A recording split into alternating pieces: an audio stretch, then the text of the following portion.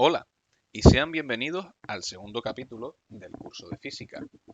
En el capítulo de hoy vamos a estar hablando sobre el concepto de lógica, que es una doctrina la cual utilizaremos para discernir si una afirmación es verdadera o es falsa. Y luego vamos a hablar de la teoría de conjuntos, la cual construiremos a partir de la lógica y esta nos va a servir para construir el conocimiento matemático. Hay varias maneras de construir las matemáticas, pero nosotros vamos a usar esta en concreto, basada en los axiomas de Zernero-Fraenkel con el axioma de elección, y lo vamos a hacer porque es la manera más útil para la física teórica. Bueno, y sin nada más que decir, comenzamos.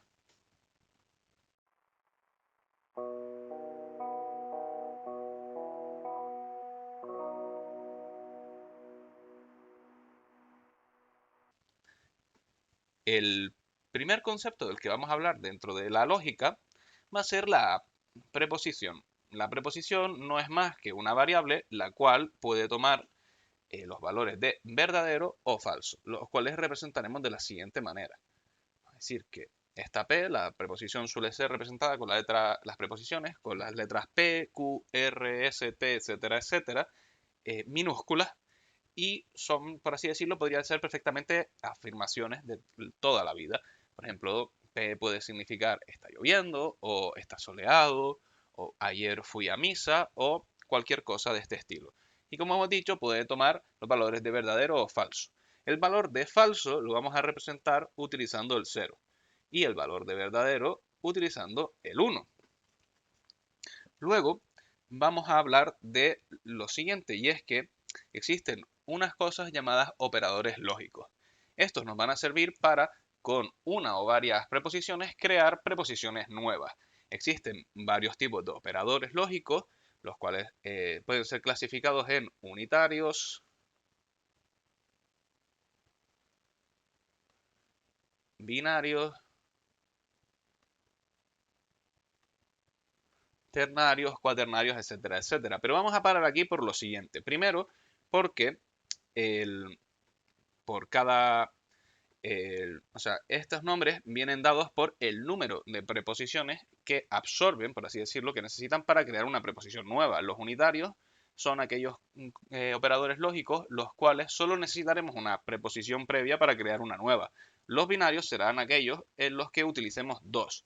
Luego estarán los ternarios, que utilizaremos tres, cuaternarios cuatro, etc. El número de operadores que pueden existir por cada categoría viene dado por la siguiente formulita. Es decir, si nosotros tenemos n preposiciones, el número de operadores que podemos construir con ese número de preposiciones va a ser igual a 4 elevado a n. Es decir, vamos a tener 4 operadores unitarios y 16 binarios. En caso de ternarios serían 64 y así sucesivamente. ¿Qué pasa? De los unitarios solo vamos a ver uno, pues solo nos interesa uno de estos. Y luego de los binarios vamos a ver 5, pues solo nos van a interesar 5. Es más, realmente solo vamos a utilizar, de estos 5 vamos a utilizar 4. Lo que pasa es que vamos a ver un quinto porque este es muy útil ya que sirve para construir cualquier operador lógico, ya sea unitario, binario, ternario o el que nos apetezca, como si vemos que tenga 17 entradas. Vamos a empezar con el operador binario que vamos a ver, que va a ser la negación. Este va a consistir en lo siguiente. Primero, vamos a tener los valores que puede tomar nuestra preposición, que van a ser falso y verdadero, y luego vamos a ver los valores que toma la negación de esta preposición. Para indicar que la preposición la negamos, utilizamos ese simbolito de ahí. Y este es bastante sencillo, simplemente al ser la negación, como su nombre indica, lo que va a decir es el valor contrario del valor original que teníamos. Es decir, si nuestra preposición era falsa en un principio, su negación va a ser verdadera, y viceversa, si era verdadera en un principio, su negación será falsa. Luego, de los binarios, primero necesitaremos pues, los valores de nuestras dos preposiciones, P y Q, que van a ser los siguientes.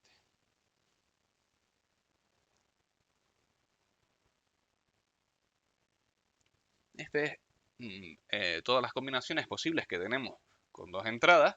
Y ahora vamos a ver los diferentes operadores que vamos a utilizar. Van a ser los siguientes. El primero, me lo voy a apuntar aquí, este es la negación.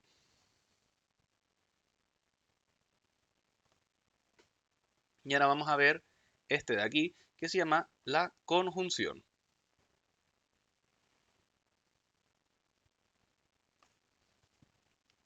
Este lo podemos interpretar como la palabra y. Es decir, si yo escribo la conjunción entre P y Q, lo podemos interpretar como decir P y Q. Y los valores que este va a tomar van a ser los siguientes.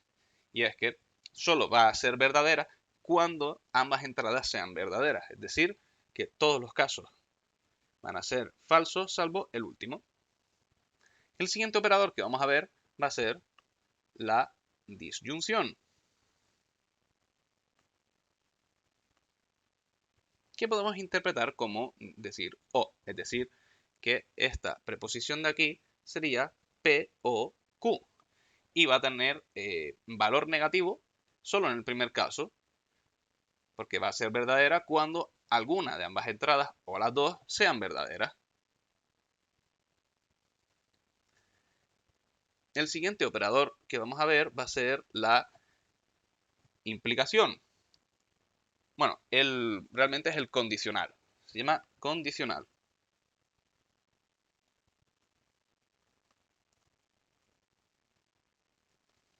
Lo que pasa es que podemos interpretarlo de la siguiente manera. Esta preposición de aquí la podemos leer como P implica Q.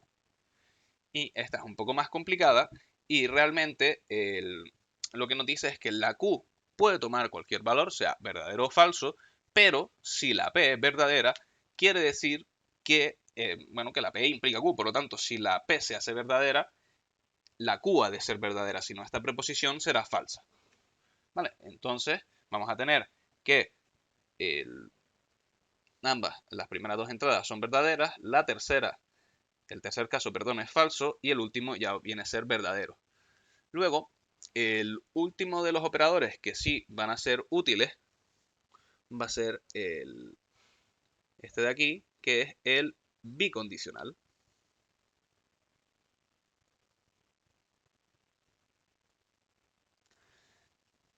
Y en este caso, solo va a ser verdadero cuando ambas entradas tengan el mismo valor. Es decir, si nosotros tenemos aquí el bicondicional de P y Q, que vamos a leer como P si y solo si Q, pues solo tendrá como, como casos verdaderos el primero y el último.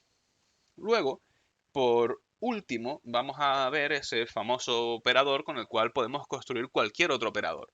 Ese operador va a ser la negación de la conjunción, que escribiremos de esta manera. No me cabe la tablita, pero bueno, lo pongo aquí. ¿Vale? Esto lo podemos interpretar de la siguiente manera, como decir no P y Q. Y sus valores pues, van a ser los contrarios al de la conjunción, es decir, va a ser verdadero en todos los casos, salvo en el último. Luego, también es importante denotar lo siguiente, y es que podemos probar afirmaciones mediante la contradicción. Es decir, si nosotros tenemos que P implica Q, ¿vale? Esto va a ocurrir si y solo si, no Q, implica no P. Por último, cabe mencionar que existe una jerarquía a la hora de utilizar estos operadores. Y esa jerarquía va a ser la siguiente. Y es que tenemos que, así como en las operaciones algebraicas, de suma, resta, multiplicación, división, aquí también hay un orden a la hora de proceder. Si todos los operadores tienen la misma jerarquía, vamos a ir de izquierda a derecha. Luego, lo que más jerarquía tiene, o sea, es decir, lo primero que hay que mirar es aquello que esté dentro de un paréntesis. Y si no tenemos ningún paréntesis y los operadores son diferentes, la jerarquía va a ser la siguiente. Lo primero que vamos a mirar siempre, lo que más fuerza tiene, es el bicondicional. ¿Vale? Este es el primero. Voy a ponerlo de otro color para que se entienda, el primero. Luego, el segundo con más fuerza sería el condicional. Este sería el segundo. Luego, la conjunción y la disyunción tienen la misma jerarquía y estos irían en tercer lugar. Y por último, el que menos fuerza tiene sería pues la negación. Este sería nuestro cuarto.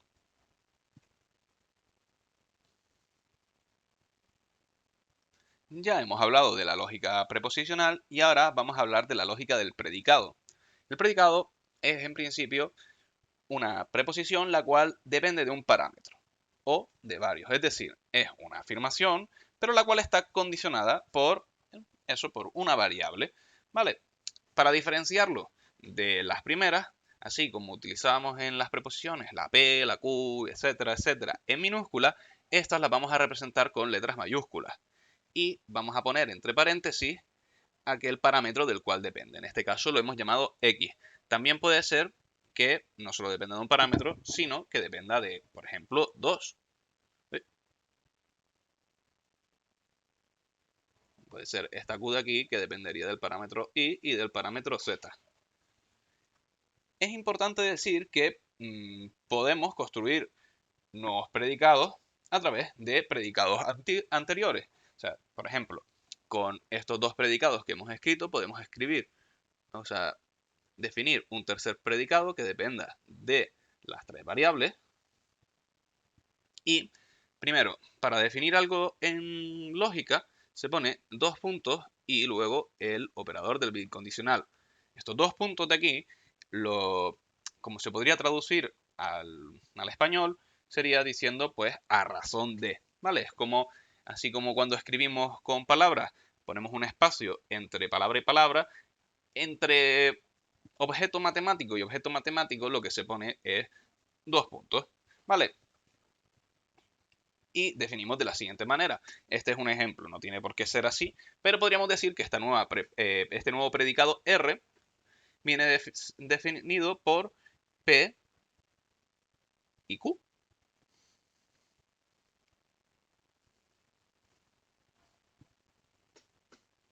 Ahora vamos a introducir dos nuevos operadores que nos indican cierto carácter de los predicados. El primero que vamos a introducir va a ser esta A dada la vuelta, la cual significa para todo. Si yo escribo lo siguiente, esto que tengo aquí escrito querría decir para todo X tal que o a razón de que se cumple P. Y luego el siguiente va a ser esta E dada la vuelta, que significa existe, ¿vale?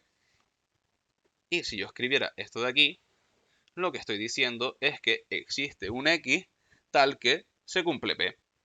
Si quisiéramos decir que en vez de que exista una X, porque aquí con esto puede ser que exista una única X, o dos, o tres, o 20.000, o los que sean. Si lo que queremos decir es que solo hay una que cumple esta condición, lo escribiríamos de la siguiente manera. Y es que escribiríamos el mismo operador, pero con un signo de exclamación. Y esto lo que quiere decir es, pues eso, que existe un único X que cumple esa condición. ¿Vale? La forma que tendríamos de definir el operador existe sería de la siguiente. Y es que existe X a razón de P de X, pues todo esto se definiría como que no es cierto que para todo X no se cumple P. Y luego, de manera contraria, pues podríamos decir que para todo X, a razón de que no se cumple P, pues esto sería si y solo si que no es cierto que exista un X para el cual se cumpla P. Luego también podemos cuantificar predicados de más de una única variable. Es decir, podríamos decir que Q de I es aquel predicado tal que para todo x se cumple P de x e y. Ahora vamos a definir lo que es un sistema axiomático y a hablar sobre la teoría de la prueba. Un sistema axiomático no es más que una secuencia finita de preposiciones, las cuales nombraremos como A1, A2, etcétera, hasta llevar a un número n de estas preposiciones. Y estas serán llamados axiomas. Realmente, estas preposiciones lo que van a hacer es construir, o sea, son afirmaciones que damos por ciertas y con ellas construiremos el resto de afirmaciones dentro de una teoría. Por ejemplo, en matemáticas, como ya mencioné antes, existe un listado de axiomas, al menos en esta manera que vamos a ver de construir las matemáticas, llamados los axiomas de Zernero-Fraenkel con el axioma de elección, y es con estas afirmaciones que construiremos el conocimiento matemático. Ahora hablemos de la prueba. La prueba es una preposición, la cual, o sea, una prueba dentro de un sistema axiomático es una preposición, la cual viene de que si tenemos un listado finito de preposiciones, llamémosla Q1 hasta Qm, siendo M otro número, no tiene por qué coincidir con el número de axiomas, de manera que Qm ocurre si solo si tenemos esa prueba. ¿Vale? Y para cada valor j que esté situado entre medias del 1 y la m, vamos a tener lo siguiente, y es que Qj o bien es parte del listado axiomático, o bien Qj es una preposición que siempre es válida. Este tipo de preposiciones son las llamadas tautologías, es decir, hay una serie de preposiciones que, por cómo están construidas mediante sus conectores lógicos, da igual el input inicial que tengamos, siempre van a ser verdaderas, y estas se llaman, lo dicho, tautologías.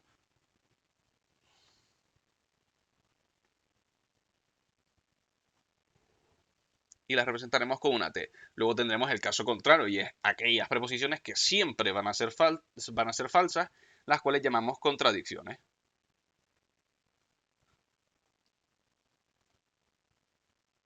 Y las representamos pues, con la misma T, pero dada la vuelta. Entonces tenemos eso. O bien QJ es un axioma, o bien QJ es una tautología, o bien la podemos demostrar mediante un método que se llama el modus ponens. Y es que si tenemos un número m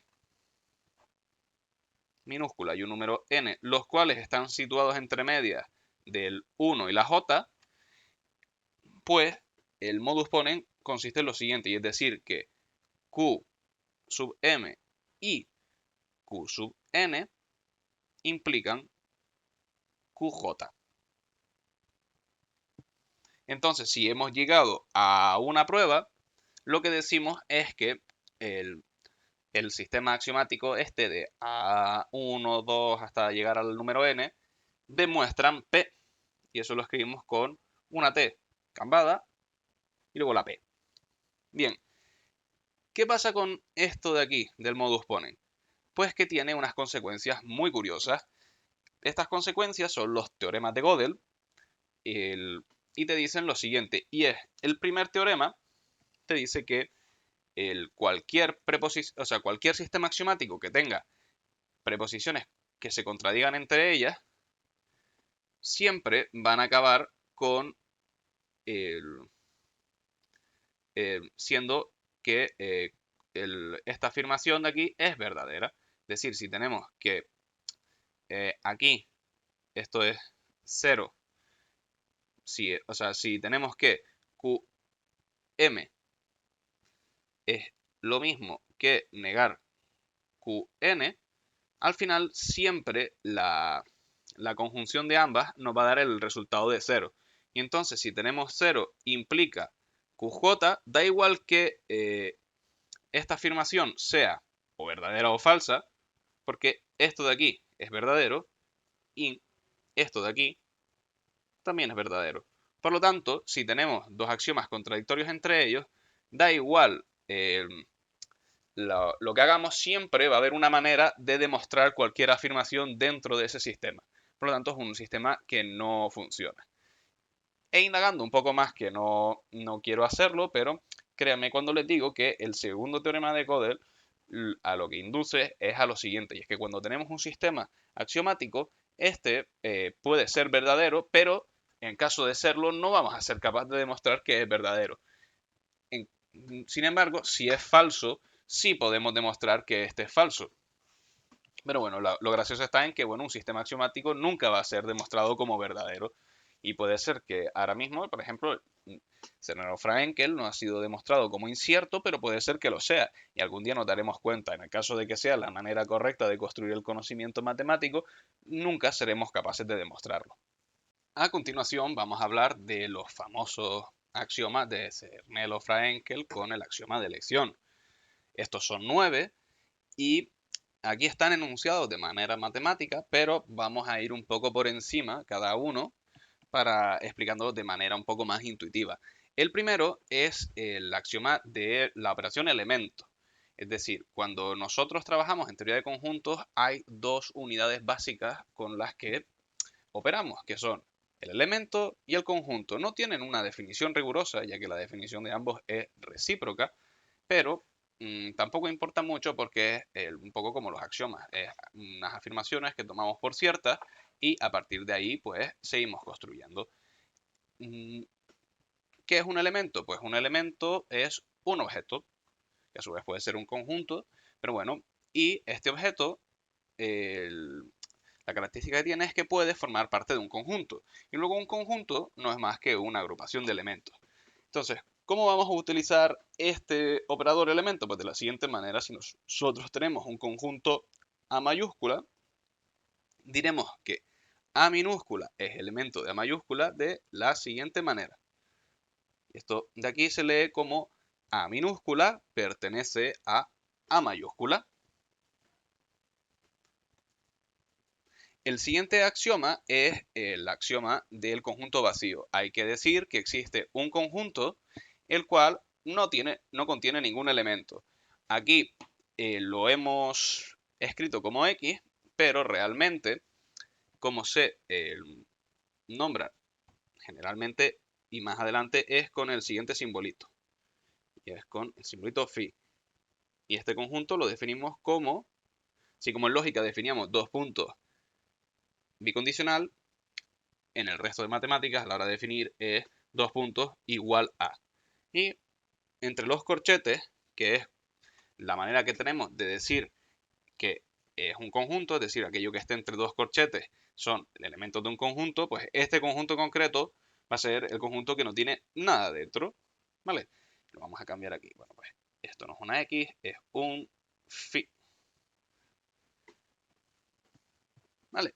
El siguiente axioma es el axioma de los conjuntos parejos.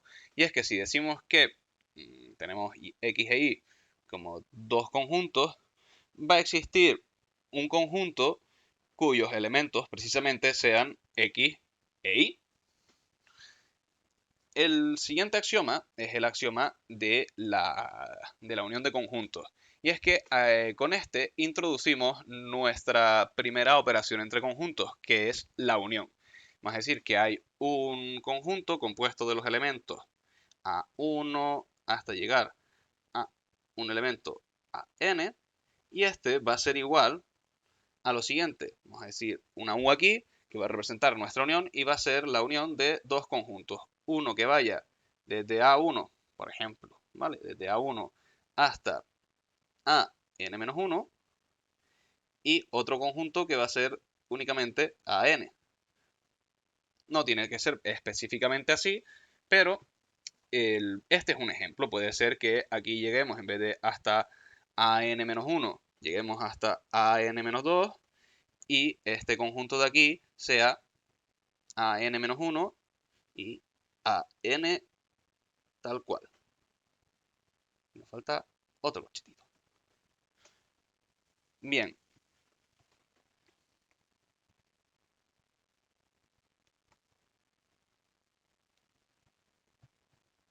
El siguiente axioma es el axioma de reemplazo. Y es que con este vamos a introducir el concepto de relaciones funcionales, ¿vale? Que son muy importantes.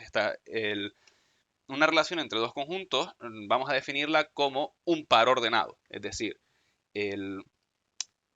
si hay elementos A de un conjunto A mayúscula y elementos B de un conjunto B minúscula, un par ordenado entre estos dos conjuntos sería A y B.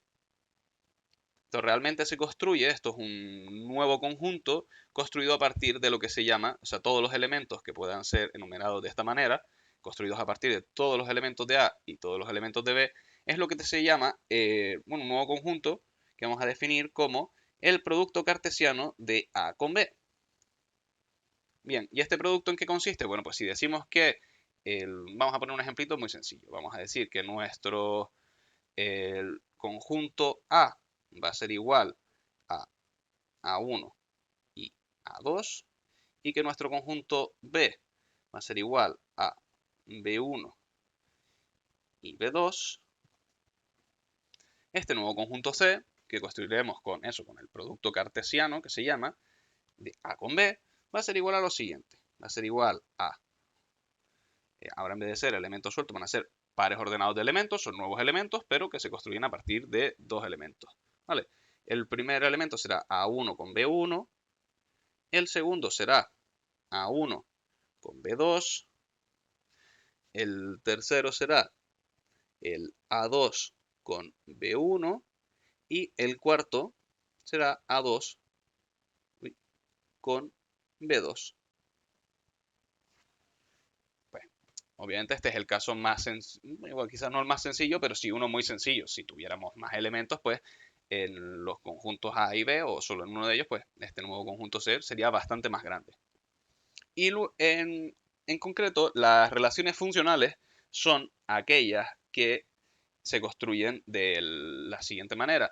Y es que vamos a tener un conjunto de entrada, vamos a decir que este conjunto de entrada va a ser el A, y un conjunto de salida. Realmente una relación funcional no es más que una maquinita, ¿vale? Vamos a llamarla F, la cual tiene un input y un output, ¿vale? Entonces, esto va a funcionar de lo siguiente. Nosotros vamos a meter un elemento en esta nueva maquinita que hemos llamado función y nos va a devolver otro elemento que va a estar relacionado. Y la característica esencial de las funciones es que por cada input hay un único output. Es decir, primero vamos a notar esta maquinita de aquí como lo harían los matemáticos, que es de la siguiente manera. Vamos a decir que nuestra función va a razón de que cogemos un elemento de A y nos devuelve un elemento de B. Y esto lo vamos a denotar de la siguiente manera. Aquí empezamos con A y con lo que terminamos es con F de A, que va a ser igual a, perdón, a B, ¿vale? Siendo B es un elemento arbitrario de A. ¿Qué es lo que ocurre? Resulta que si tenemos que un mismo input, F de A, nos da un resultado que llamamos B1 y ese mismo input nos puede dar otro resultado que llamamos B2, si esta relación es una relación funcional, esto ocurrirá si, solo si, B1 es igual a B2. Si resulta que tenemos dos salidas por una misma entrada, entonces esta relación no será una relación funcional, será otro tipo de relación.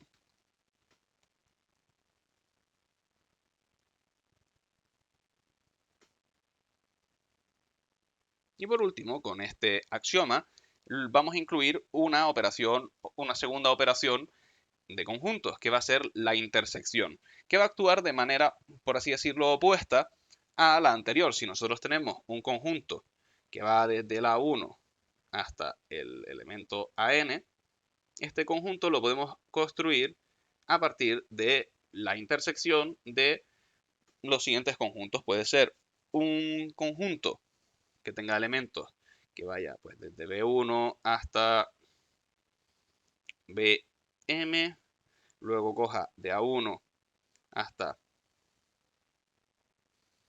AN, ¿vale? Me falta un corchete. Y luego lo intersectamos con otro conjunto que vaya, por ejemplo, pues desde A1 hasta AN y luego siga pues con elementos C1 hasta CP.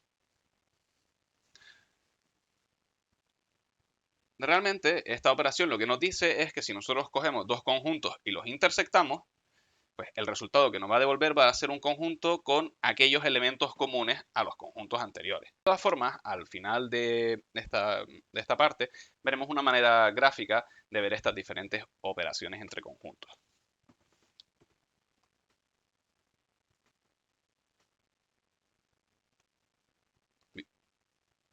He borrado más de la cuenta.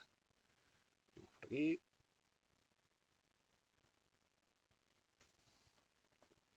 Bien, el siguiente axioma que nos toca es el axioma de los conjuntos potencia. Y es que si tenemos un conjunto, vamos a llamarlo A, que sea igual a A1, A2. El conjunto potencia de A va a ser un conjunto construido a partir de todos los posibles conjuntos que podamos hacer con los elementos de este A. Es decir, vamos a tener el conjunto potencia, se pone con esta P así bonita, de A, va a ser igual a lo siguiente. Va a ser igual, primero, al conjunto vacío, segundo, a un conjunto que solo contenga A, después a 1, perdón, luego a un conjunto que solo contenga a A2 y por último un conjunto que contenga a A1 y A2. Si tuviéramos pues tres elementos, habría más pasos. Por ejemplo, si tuviéramos hasta la 3, pues primero sería A1, A2, luego A3, luego el conjunto que tenga A1, A2, A1, A3, A2, A3 y luego pues A1, A2 y A3.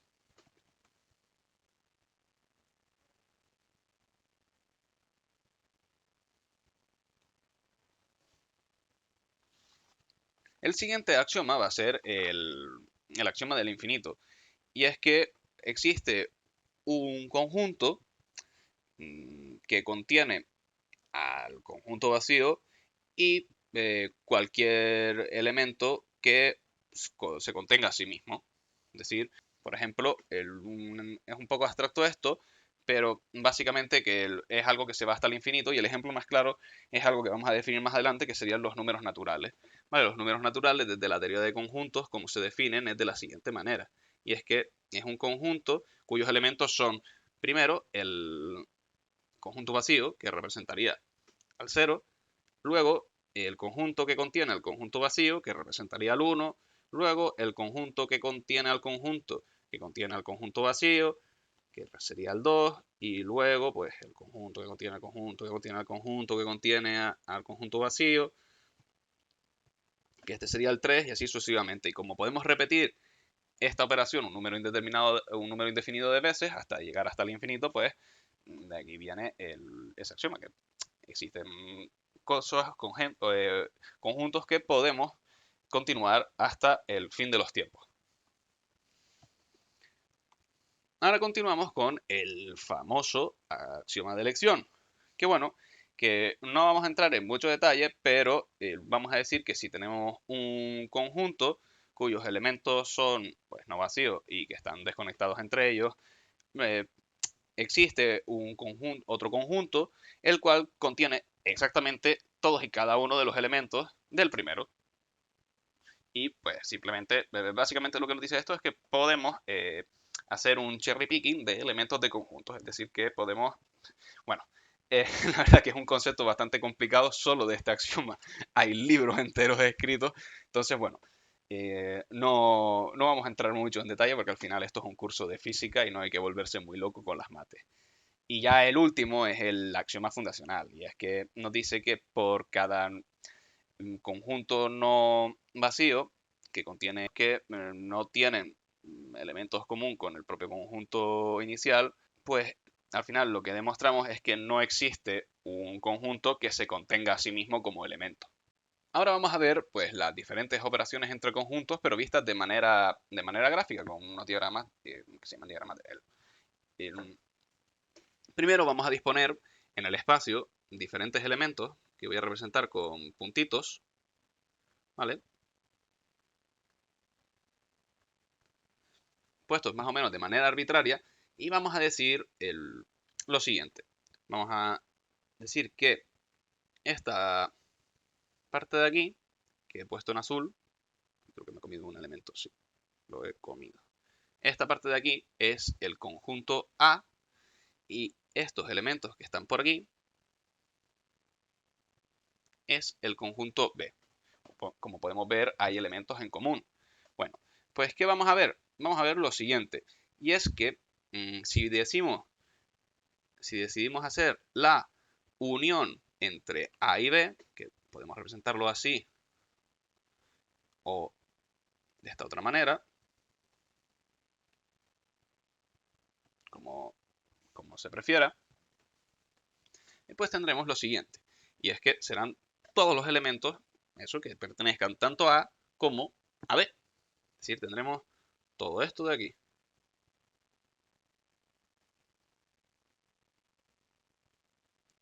Vamos a definirlo de una manera un poco más precisa. Vamos a decir que este conjunto A unión B es todos los elementos, se define como todos los elementos, vamos a llamarlo C, tales que, esto es nomenclatura, importante hacerlo así. Bueno, deberíamos escribir a qué elemento pertenece, pero vamos a decir que, bueno, que tanto, vamos a introducir el concepto de subconjunto, que bueno, que no es que lo vayamos a introducir ya, sino que es consecuencia del primer axioma. Y es que pueden haber conjuntos, es decir, por ejemplo, imaginemos que aquí tenemos A, en el otro lado tenemos B, y que todos estos elementos a su vez pertenecen a un conjunto más grande que vamos a llamar C, ¿vale? Venga, lo voy a poner aquí, este C, que pertenece a ese conjunto más grande C, que a veces se le suele llamar como universo, pero bueno, simplemente lo vamos a llamar C nosotros, ¿vale? No nos vamos a volver muy locos. Pues resulta que como todos los elementos de A están contenidos dentro de C, podemos decir que A es un subconjunto de C. Y lo mismo podríamos decir de B. B es un subconjunto de C, que no es lo mismo que elemento. Luego, pues eso, decimos que el A unión B van a ser todos esos elementos C tales que cumplen la siguiente condición, y es que C va a pertenecer a A o C va a pertenecer a B.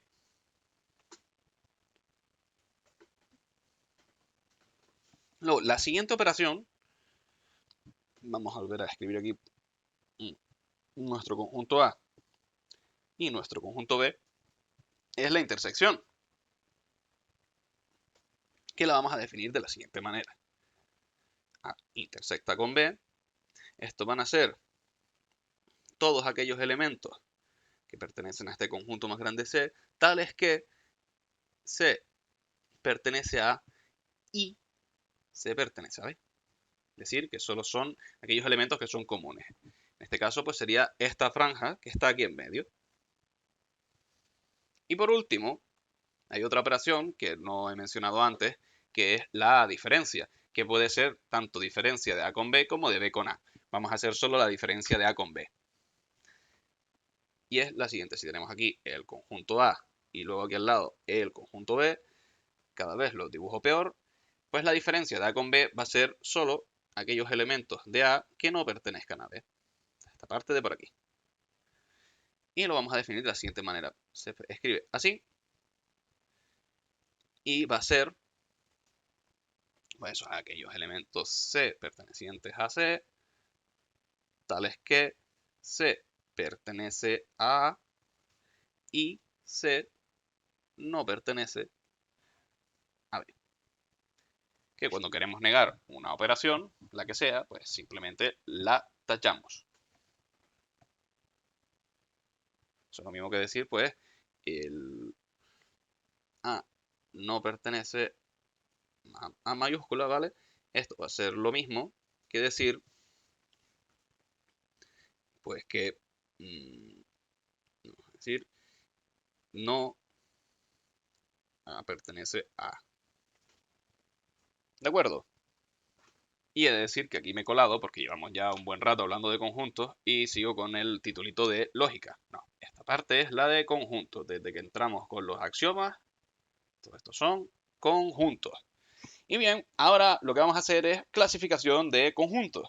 En concreto, vamos a clasificar las funciones, también llamadas de forma más generalizada aplicaciones. Bueno, pues como habíamos dicho, una función va a definirse como lo siguiente, y es que, bueno, vamos desde un conjunto de entrada hasta un conjunto de salida, y lo que tenemos en la entrada es un elemento de ese conjunto de entrada, y en la salida lo que tendremos pues es un conjunto de salida, donde habíamos dicho que, bueno, que esto se representaba como f de a, el cual se define como b.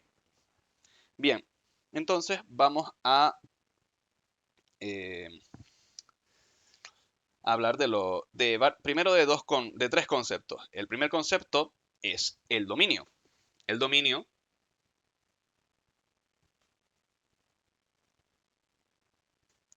de la función f, ¿vale? Va a ser lo siguiente, y es que el dominio de esta función va a ser, pues, A, es decir, el conjunto de entrada. Luego vamos a tener el, el objetivo, que va a ser, pues, el conjunto al que sale. Vamos a dar de target y va a ser, pues, B. Y por último, el concepto más importante es el de imagen, que va a ser aquellos elementos del objetivo, o sea, de B, los cuales son resultados de la función, porque puede ser que el conjunto B tenga más elementos de aquellos que son resultados de hacer esta función de aquí, f de a. ¿Vale? Y vamos a definirlo como lo siguiente, y es que la imagen de la función en a se va a definir como aquellos b pertenecientes al conjunto de salida, tales que pues b son igual a la función de a, donde a pertenece al conjunto A. Luego, a la hora de clasificar estas funciones, tenemos tres posibles clasificaciones. Las primeras son las funciones que son suprayectivas. Vamos a borrar esto de por aquí. Vamos a tener tres clasificaciones. Son suprayectiva, inyectiva y biyectiva. Primero, aquellas funciones que sean, las funciones suprayectivas son aquellas que, si nosotros hacemos pues la función de todo el conjunto de entrada, al final lo que nos devuelve es todo el conjunto de salida. Es decir, no hay ningún elemento del conjunto de salida el cual no sea solución de aplicar algún elemento del conjunto de entrada. Luego, las inyectivas son aquellas que, si tenemos que f de a1 es igual a f de a2, esto ocurre si y solo si a1 es igual a 2. Es decir, no se repiten elementos de la salida. Y por último, tenemos las biyectivas. Pues resulta que estas, pues la definición es la más fácil. Las biyectivas son aquellas que son suprayectivas e inyectivas. Luego es importante definir lo siguiente, y es que dos conjuntos A y B son llamados isomorfos, que se escribe de la siguiente manera. Pues si existe una biyección, ¿vale? Si existe una f, pues que sea pues, una biyección, Vale, esto no está escrito de manera rigurosa, pero bueno, para que se entienda. Bueno, una dirección que tiene que ser isomorfa en A. Y luego, otro concepto también importante es decir que un conjunto es infinito contable, porque pues, hay infinitos más grandes que otros, lo veremos más adelante. Y resulta que un conjunto es contable, es decir, que puedes decir, pues, elemento 1, elemento 2, 3, 4, lo que sea, si este conjunto, el que sea, pues es isomorfo a los números naturales. Bueno, ya veremos los números naturales que son, aunque bueno, yo creo que más o menos todo el mundo entiende lo que son, pero ya los definiremos rigurosamente, etc. Diremos que un conjunto es finito si se cumple lo siguiente, y es que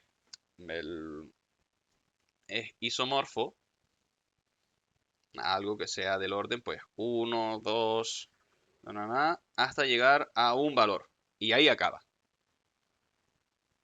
Entonces decimos eso que es finito, porque tiene un final.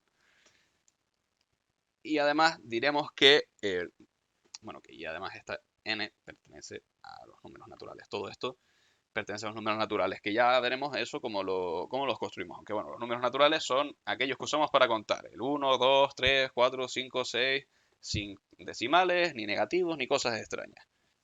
Además diremos que, bueno, que la norma de este conjunto, su tamaño va a ser, lo vamos a representar con el nombre del conjunto rodeado de dos palitos, y esto va a ser igual, pues, al número n, que es hasta donde llega, ¿vale? Esto realmente, pues, sería, este a, pues, sería de la forma, pues, a1, a2, hasta llegar a n. ¿Vale? Lo que pasa es que, bueno, pues decimos que eso que es de la forma de esto de aquí arriba. Ahora vamos a hablar de la composición de funciones. Y es que si tenemos esta función f que nos lleva del conjunto A al conjunto B y luego tenemos otra función, llamémosla g, que nos lleva del conjunto B hasta al conjunto C, la composición de ambas funciones, que denotaremos de la siguiente manera como f circulito g, va a ser una función que nos lleve desde el elemento, o sea, desde elementos del conjunto A, que nos lleve desde el conjunto A hasta el conjunto C. Y bueno, pues al final, como vemos esto representado, después que A y nos devuelve, eso tenemos como entrada A y lo que nos devuelve es F de G de A. Al final, una manera visual de ver esto es que si tenemos pues por aquí tenemos representado nuestro conjunto A, aquí tenemos nuestro conjunto B y aquí nuestro conjunto C, pues de aquí a aquí lo que nos lleva desde A hasta B es F, lo que nos lleva desde B hasta C es G, y lo que nos lleva desde A hasta C es F compuesto con G. Y ahora, bueno, vamos a hablar de lo que se llama la función inversa. Y es que, por ejemplo, si ya teníamos que f era la función que nos llevaba desde A hasta B, pues la inversa de f va a ser una función, primero, que nos lleve desde B hasta A. Y va a ser lo contrario. Y es que resulta que si nosotros componemos la función inversa con la función tal cual, lo que nos va a devolver es lo que se llama la identidad de A. Y si componemos f con su inversa, lo que nos devuelve es la identidad de B. ¿Y cómo definimos esta función identidad? Pues es muy sencillo. Si la definimos de la siguiente manera, y es que si tenemos la identidad de A, esta nos va a llevar desde A hasta A. Y allá donde introduzcamos A, o sea, un elemento A, el que sea, lo que nos devuelve es ese mismo elemento. Ahora vamos a hablar sobre relaciones en general. Por ejemplo,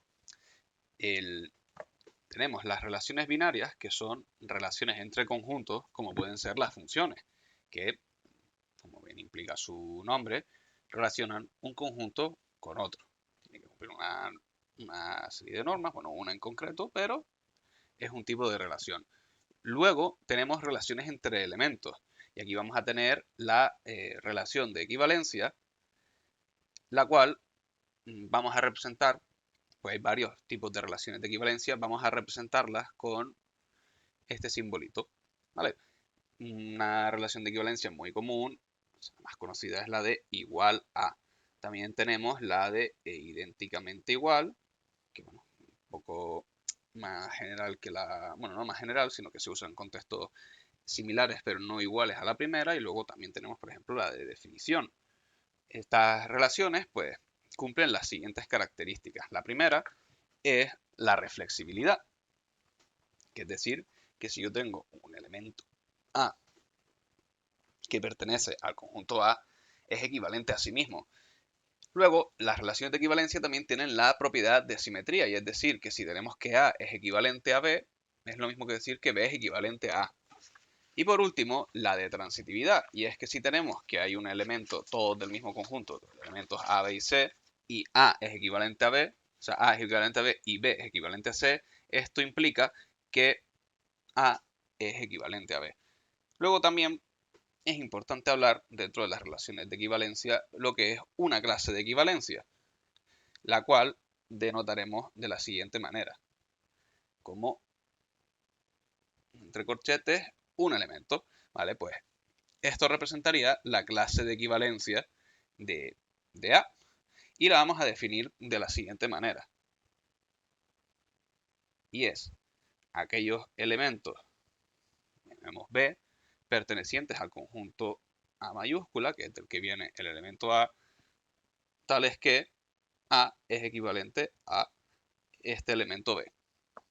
Esta clase de equivalencia, bueno, pues es un subconjunto, podemos decir que es un subconjunto de A, y es importante denotar que si tenemos que hay un elemento B que pertenece a esta clase de equivalencia, entonces esto ocurrirá si es que la clase de equivalencia de A es la misma que la clase de equivalencia de B.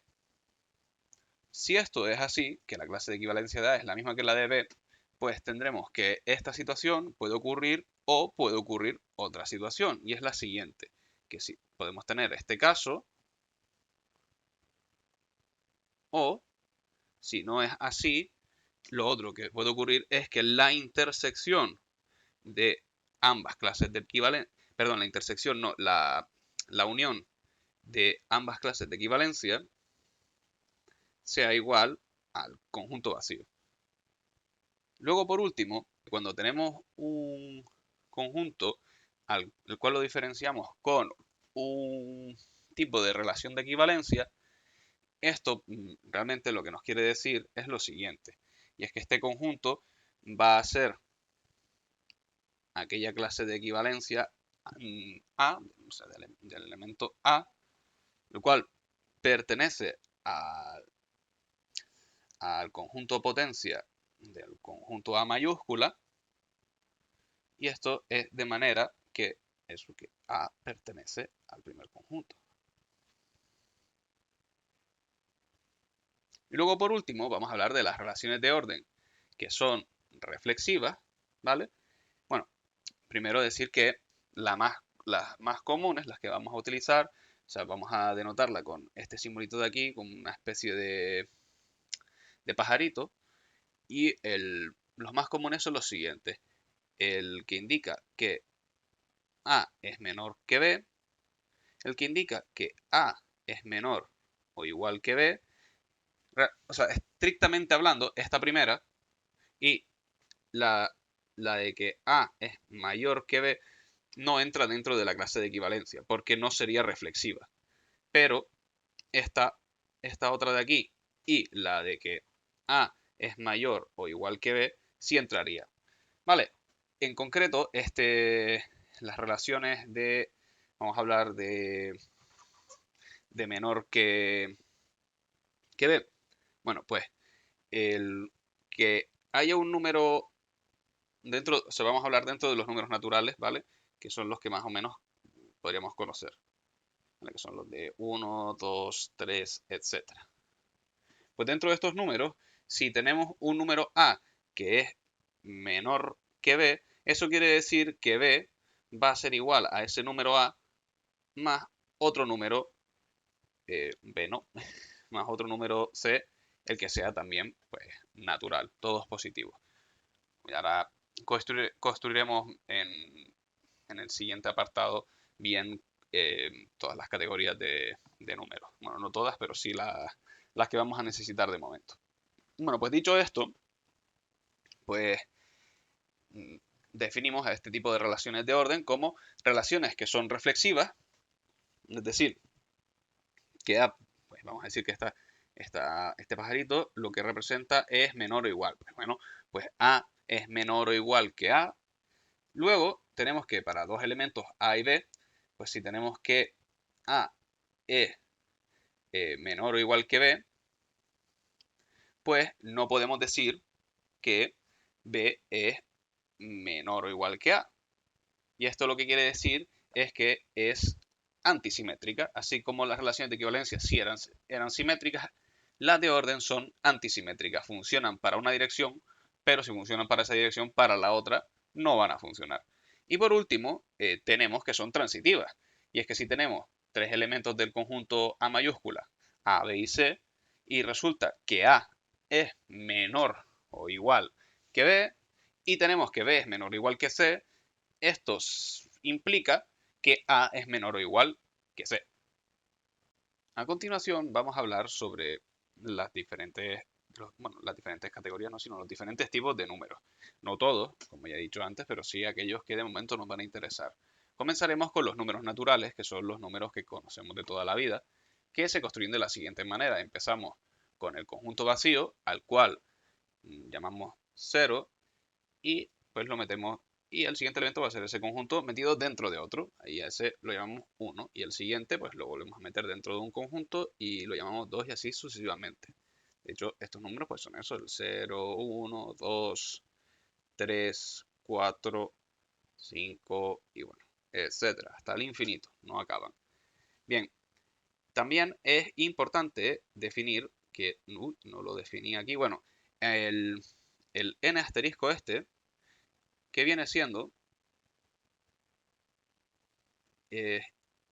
lo mismo que los números naturales, pero le quitamos el 0. O sea, estos empezarían desde el 1, 2, 3, etcétera. Bien, luego vamos a definir dos operaciones dentro de los números naturales.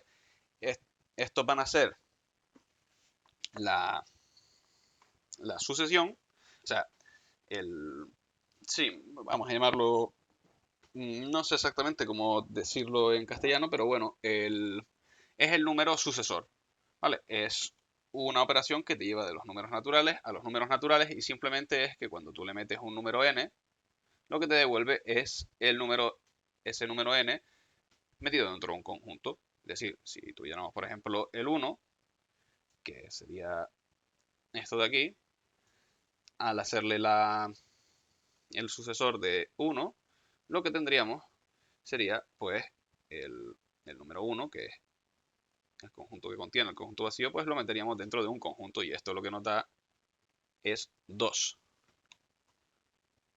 Bien, luego definimos pues a la operación previo como un objeto que te lleva de los números naturales sin el 0, el número naturales con el asterisco, a los números naturales normales. Y es que cogeremos cualquier input n y lo que nos devuelve es un número m que pertenece a ese n. Bien, luego podemos hacer lo siguiente y es definir el sucesor n o la sucesión de n. No sé muy bien cómo llamarlo, pero básicamente lo que es que repetimos esta operación de sucesor un número n de veces, de la manera que esto es idénticamente igual a la sucesión en conjunción con la sucesión previa. Y bueno, y tiene que ser que el previo en efecto pertenezca a los números naturales sin el 0. Cuando llegamos a la sucesión 1, esto es lo mismo que la sucesión tal cual, y la sucesión de 0 es la identidad de los naturales, es decir, dejar el número tal cual. Y es con esto con lo que construiremos la operación de suma. ¿vale? La operación de suma de los números naturales será un objeto que nacerá de un producto cartesiano entre los números naturales, porque le vamos a meter dos números, y nos llevará de vuelta a los números naturales. Y será lo siguiente, y es que meteremos un par ordenado nm, y lo que nos va a devolver va a ser pues n más m, o sea, su suma, que esto va a ser idénticamente igual a la sucesión enésima de m. A continuación definiremos los números enteros, que representaremos con esta z tan extraña de aquí. Y es que los números enteros pues son como los números naturales, pero además incluyendo la parte negativa. Es decir, si antes teníamos que los números naturales pues iban desde el 0 al 1, 2, 3 y así hasta el infinito, ahora tendremos que añadir su contraparte negativa de menos 1, menos 2, etcétera, etcétera. Y estos serían los números enteros. ¿Y cómo definimos estos números enteros? Pues muy sencillo. Es un par ordenado de números naturales, las cuales tienen una particular relación de equivalencia, que es la siguiente. Y es que si tenemos que el par xy es equivalente al par q, esto ocurrirá si y solo si x más q es igual a y más p. ¿Vale? Y luego, como están definidos los números según la teoría de conjuntos, no se cumple que los números naturales, los números naturales sean un subconjunto de los números enteros. En las definiciones que vamos a... O sea, esto no es cierto. De hecho, tampoco será cierto que tal y como están definidos, los números enteros sean un subconjunto de los racionales, que son del siguiente orden. Solo ocurriría, tal y como lo vamos a definir, con los números reales. Pero esto realmente, o sea, intuitivamente no tiene sentido. Y tal y como están definidos aquí no es posible, pero hay otra forma de definir los números en las cuales sí se puede hacer este tipo de equivalencia. De todas formas, hay una manera de recuperar los números naturales desde los números enteros con esta definición, y es la siguiente, y es que cualquier número natural n va a ser lo mismo que lo vamos a recuperar o incluir en los números enteros, siendo que es la clase de equivalencia de n0. Y luego la forma de representar un número negativo pues va a ser la siguiente, y es que menos n se va a definir como la clase de equivalencia del par ordenado 0n. Y ahora bien, ¿cómo definimos la suma de los números enteros? Pues de la siguiente manera, y es que la suma va a ser una operación que tome un elemento del producto cartesiano de los números enteros y nos devuelva un número entero. ¿Y cómo va a funcionar esto? Bueno, pues aquí meteremos las clases de equivalencia de los pares ordenados x, y se lo sumaremos a la clase de equivalencia de pares ordenados p, q, y esto va a ser igual a la clase de equivalencia de x más p, y más q. Para finalizar, vamos a hablar de los números racionales. Ya los reales los dejamos para la clase siguiente porque hay mucho de qué hablar de ellos. Bien, los números racionales, ¿qué son? Bueno, pues son aquellos números que podemos representar con fracciones. Hay una definición alternativa a todo esto, que bueno, la voy a poner aquí, ¿vale? Así como modo semi-anecdótico. Y es que son aquellos elementos Q, tales que Q es igual a un A dividido entre B, donde A y B pertenecen, bueno, perdón, A pertenece a los números enteros y B pertenece a los números enteros sin el cero. Que bueno, que eso lo tenemos expresado de manera más rigurosa aquí abajo. Son un par ordenado, o sea, los números reales son unos pares ordenados con una relación de equivalencia. Y el par ordenado está compuesto por los números enteros y por los números enteros sin el 0, que el 0 en los números enteros se representa como esta clase de equivalencia. Y bien, y la relación va a ser la siguiente, y es que el par XY es equivalente al par UV, donde todos estos X, Y, U y V son elementos de los números enteros, y tienen que cumplir la siguiente relación, y es que X por V tiene que ser igual a U por Y.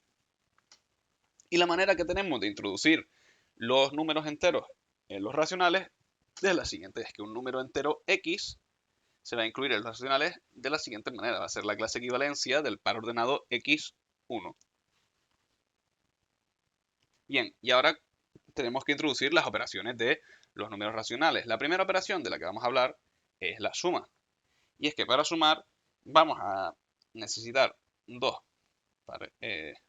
vamos a introducir dos números racionales, es decir, es una operación que toma un par ordenado construido del producto cartesiano de los números racionales consigo mismo y nos devuelve un objeto de los números racionales. ¿Y cómo va a ser? Pues de la siguiente manera. Si nosotros cogemos el elemento X y su clase de equivalencia y le sumamos la clase de equivalencia de un elemento UV, esto lo que nos va a devolver es lo siguiente. Es la clase de equivalencia de X por V más Y por U, V por Y. Y luego, para definir la multiplicación, será lo siguiente, que es la otra operación que se utilizan aquí en los números racionales. Bien, la multiplicación que representaremos con este puntito se va a definir como, bueno, una operación a la cual le metemos dos números racionales y nos devuelve un único número racional. Y funciona de la siguiente manera. Si nosotros multiplicamos XY por UV, lo que nos devuelve es, bueno, siempre la clase de equivalencia, claro, X por U, Y por V. Tampoco quiero entrar en mucho detalle sobre los números, simplemente enseñar cómo están construidos dentro de esta teoría, para que haya cierto grado de rigor y no simplemente sacarnos las cosas de la manga, aunque bueno, aquí nos hemos saltado bastantes cositas, pero tampoco es plan de hacer un curso de matemáticas, quizás en un futuro se haga. Bueno, sin nada más que decir, espero que les haya sido de utilidad el vídeo y nos vemos en el próximo.